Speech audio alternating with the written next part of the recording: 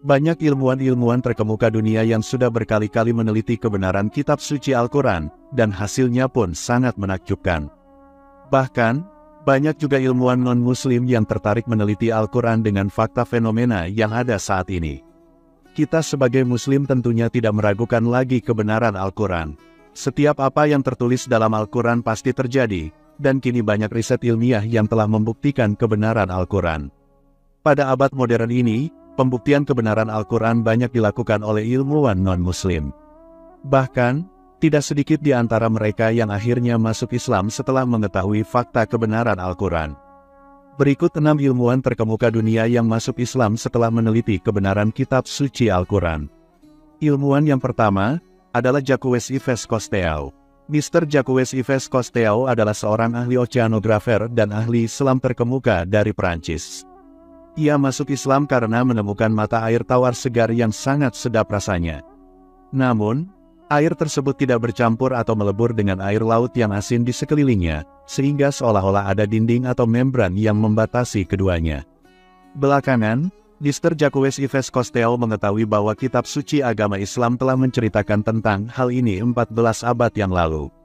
Dalam Al-Quran, Allah Subhanahu wa Ta'ala berfirman, "Dan dialah yang membiarkan dua laut mengalir berdampingan, yang ini tawar lagi segar dan yang lain masin lagi pahit, dan dia jadikan antara keduanya dinding dan batas yang menghalangi." Quran Surat Al-Furqan ayat 53. Setelah mendengar ayat-ayat tersebut, Mr. Cousteau lantas terkagum dan ia pun memutuskan untuk masuk agama Islam. Ilmuwan yang kedua, yaitu Tagata Tejasen. Tagata Tejasen adalah ilmuwan Thailand di bidang anatomi. Tagata Tejasen masuk Islam saat penelitian dermatologi dalam tinjauan anatomi. Dalam penelitiannya, lapisan kulit itu terdiri atas 3 lapisan, yaitu epidermis, dermis, dan cutis. Pada lapisan terakhir ini terdapat ujung-ujung pembuluh darah dan saraf. Penemuan modern di bidang anatomi ini membuktikan bahwa luka bakar yang terlalu dalam bisa mati saraf pengatur sensasi. Saat terjadi luka bakar hingga lapisan terakhir, orang tidak akan merasa nyeri karena tidak berfungsinya ujung saraf eferen dan eferen yang rusak akibat luka bakar tersebut. Ternyata, penelitian ini sudah dijelaskan dalam ayat Al-Quran. Allah Subhanahu wa Ta'ala berfirman, Allah akan memasukkan orang-orang kafir ke dalam neraka, dan mengganti kulit mereka yang baru setiap kali kulit itu habis terbakar. Quran Surat An-Nisa ayat 56. Menemui fakta luar biasa itu, akhirnya Tagata mantap mengucap kalimat syahadat dan resmi memeluk agama Islam. Ilmuwan yang ketiga, yaitu Profesor Maurice Bucaille. Beliau adalah ahli bedah terkenal di Prancis yang juga bekerja di klinik bedah Universitas Paris. Dahulu, pernah pemerintah Prancis menawari bantuan kepada pemerintah Mesir untuk meneliti, mempelajari, dan menganalisis mumi Firaun. Profesor Bucaille lantas ditunjuk menjadi pemimpin ahli bedah sekaligus penanggung jawab utama dalam penelitian ini. Ternyata, hasil penelitian akhir yang ia peroleh sangat mengejutkan. Sisa-sisa garam yang melekat pada tubuh sang mumi adalah bukti terbesar bahwa dia telah mati karena tenggelam. Ini menjadi bukti kalau jasad Firaun dulu dikeluarkan dari laut dan kemudian dibalsem untuk segera dijadikan mumi. Namun penelitian itu masih menimbulkan pertanyaan. Bagaimana mungkin jasad tersebut bisa terjaga dan lebih baik dari jasad-jasad yang lain, padahal telah dikeluarkan dari laut? Kemudian, ada salah satu di antara ilmuwan muslim yang membuka Al-Quran dan membacakannya untuk Profesor Bucaille. Di dalam Al-Quran Surat Yunus ayat 92 dikatakan, bahwa Allah Subhanahu. Hasil penelitian akhir yang ia peroleh sangat mengejutkan. Sisa-sisa garam yang melekat pada tubuh sang mumi adalah bukti terbesar bahwa dia telah mati karena tenggelam. Ini menjadi bukti kalau jasad Firaun dulu dikeluarkan dari laut dan kemudian dibalsem untuk segera dijadikan mumi. Namun penelitian itu masih menimbulkan pertanyaan. Bagaimana mungkin jasad tersebut bisa terjaga dan lebih baik dari jasad-jasad yang lain, padahal telah dikeluarkan dari laut? Kemudian, ada salah satu di antara ilmuwan muslim yang membuka Al-Quran dan membacakannya untuk Profesor Bucaille.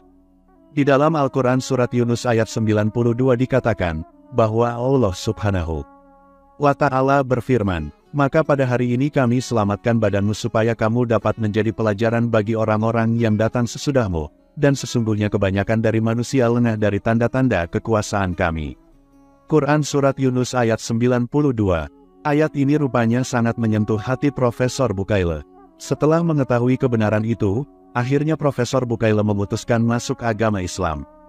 Ilmuwan keempat, yaitu Charner NASA. Beliau adalah mantan pejabat Amerika Serikat yang masuk Islam karena menemukan fakta-fakta tentang malam Lailatul Qadar dan Ka'bah. Setelah masuk Islam, Charner kemudian meneliti fenomena mencium Hajar Aswad. NASA menyembunyikan kepada dunia bukti empiris ilmiah tentang malam Lailatul Qadar. Menurutnya, sesuai dengan hadits Nabi bahwa malam Lailatul Qadar adalah baljah yang berarti tingkat suhunya sedang. Pada saat itu tidak ada bintang atau meteor jatuh ke atmosfer bumi, dan pagi harinya matahari keluar dengan tanpa radiasi cahaya. Said menegaskan, terbukti secara ilmiah bahwa setiap hari ada 10 bintang dan 20.000 meteor yang jatuh ke atmosfer bumi, kecuali malam Lailatul Qadar di mana tidak ada radiasi cahaya sekalipun.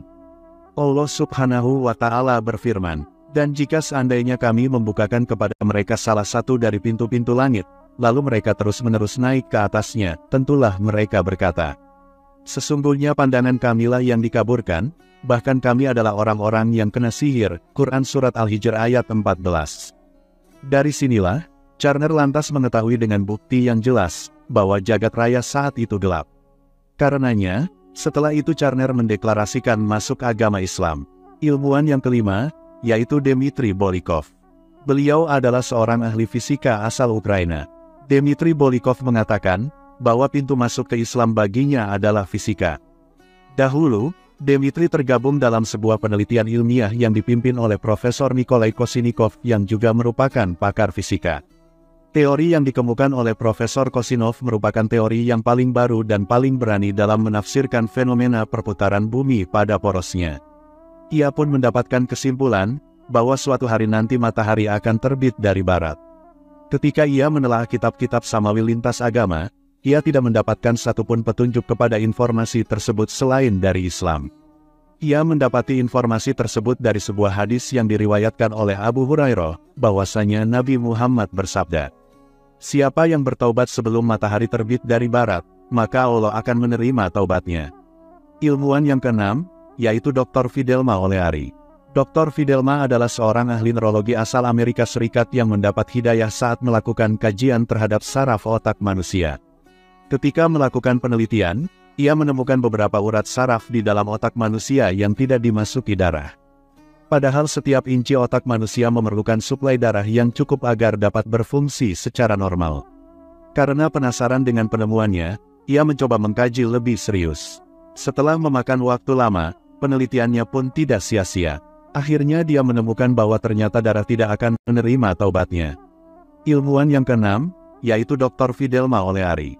Dr. Fidelma adalah seorang ahli neurologi asal Amerika Serikat yang mendapat hidayah saat melakukan kajian terhadap saraf otak manusia. Ketika melakukan penelitian, ia menemukan beberapa urat saraf di dalam otak manusia yang tidak dimasuki darah. Padahal setiap inci otak manusia memerlukan suplai darah yang cukup agar dapat berfungsi secara normal. Karena penasaran dengan penemuannya, ia mencoba mengkaji lebih serius. Setelah memakan waktu lama, penelitiannya pun tidak sia-sia. Akhirnya dia menemukan bahwa ternyata darah tidak akan memasuki urat saraf di dalam otak manusia secara sempurna, kecuali ketika seseorang tersebut melakukan sujud dalam sholat.